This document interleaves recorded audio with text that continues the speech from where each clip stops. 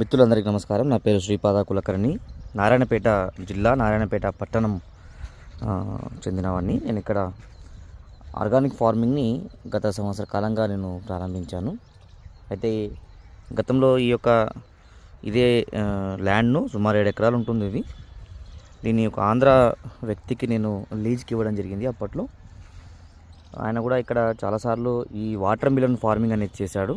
కాకపోతే మితిమీరినటువంటి మందులు వాడడం, యూరియా వాడడం, కాంప్లెక్స్ ఎరువులు వాడడం, ఇవన్నీ చూసినా నాకు ఎందుకో మనమే సొంతంగా చేసుకుందాం అని చెప్పేసి అనిపించి ఈ సంవత్సరం గతంలో నేను రాజకీయంగా ఒక పార్టీలో ఉన్నాను. నేను గవర్నమెంట్ పోవడం, కొంత ఫ్రీగా ఉండడం వల్ల ఎలాగో మన వ్యవసాయం మనం చేద్దామనే ఆలోచనతో ప్రారంభించడం జరిగింది.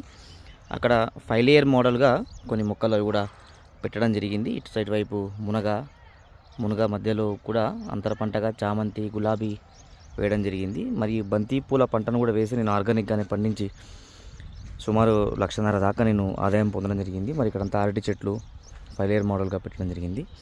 ఇకపోతే ముఖ్యంగా చెప్పడానికి మీకు చూస్తున్నటువంటిది ఇది వాటర్ మిలన్ పంట.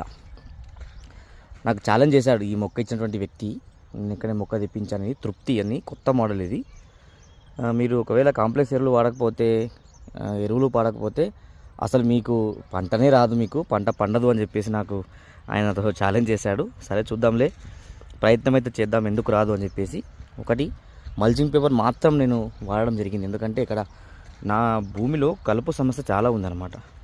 చాలా తొందరగా కలుపు వచ్చేస్తుంది కాబట్టి మల్చింగ్ పేపర్ ఒకటి వాడడం జరిగింది.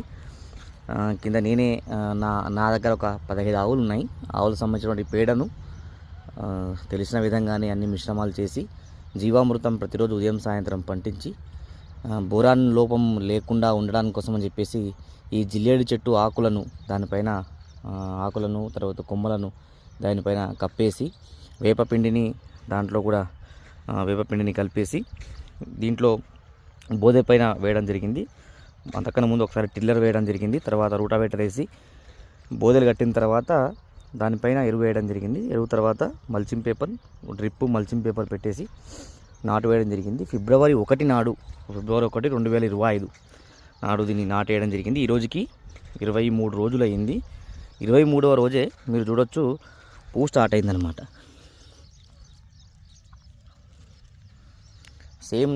అదే రోజు సేమ్ టైంలోనే నాకు సంబంధించిన ఇంకో వ్యక్తి సుబ్బారావు, అంటే నా ఇంతకుముందు ల్యాండ్ చేస్తుండే కదా ఆంధ్ర, ఆయన కూడా అదే రోజే ప్లాంటేషన్ చేయడం జరిగింది. కాకపోతే ఇప్పటికీ కూడా ఆయనది ఈ స్థాయిలో లేదన్నమాట.